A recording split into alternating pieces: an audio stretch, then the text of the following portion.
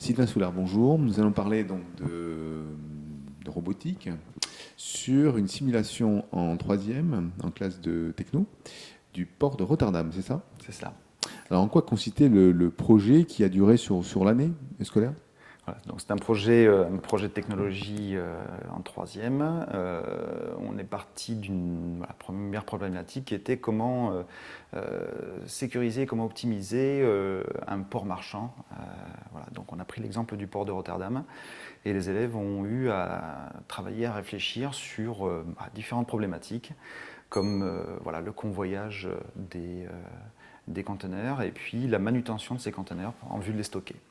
Alors, quand vous parlez de simulation, vous avez fait, pas à l'échelle, mais vous avez fait vraiment, vous avez suivi un plan, vous avez trouvé sur Internet? Alors non, on est resté sur quelque chose de simple. On a fait une modélisation, donc on a dessiné sur une grande planche une zone de déchargement des conteneurs, une zone de stockage des conteneurs.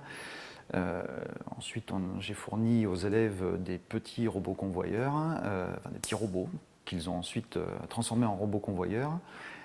Et je leur ai fourni aussi des bras manipulateurs, mais sans système de préhension pour saisir le conteneur.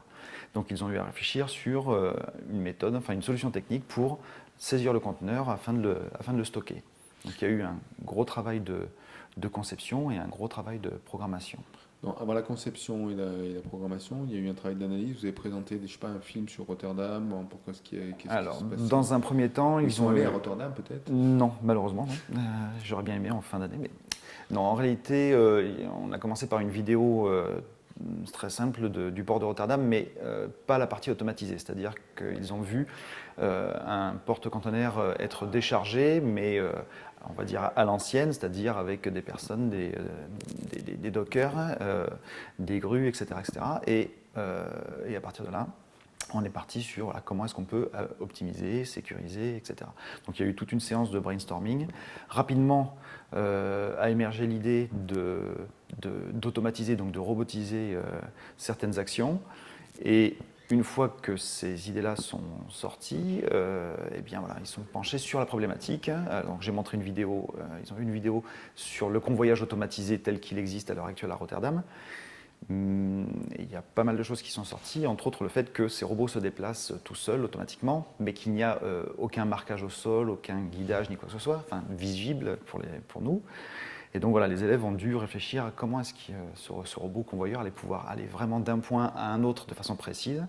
Au début, ils pensaient que les robots étaient radiocommandés ou qu'ils étaient... Voilà.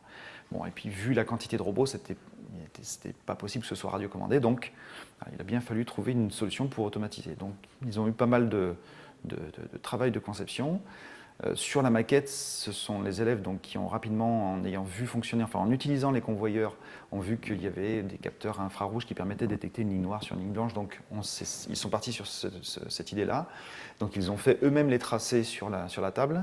Il y avait 3 zones de déchargement, donc il fallait absolument que le robot puisse emprunter s'installer sur une des zones de déchargement sans gêner d'autres éventuels robots qui devraient décharger à d'autres endroits.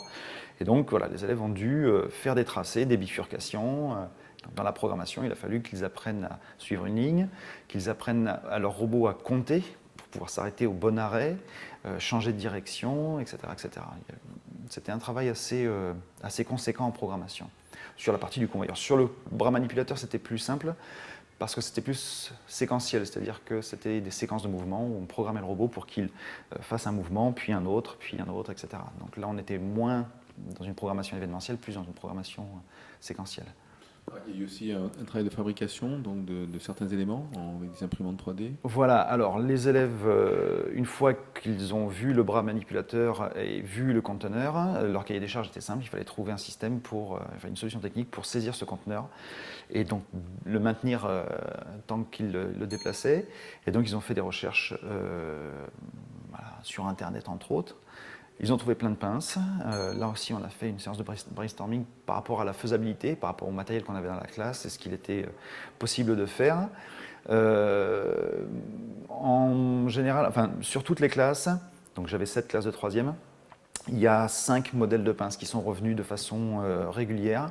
Et dans chaque classe, voilà, j'ai entre 4 et 5 modèles de pinces différents. Donc ils sont partis sur des technologies et des solutions différentes qu'ils ont donc modélisées en 3D.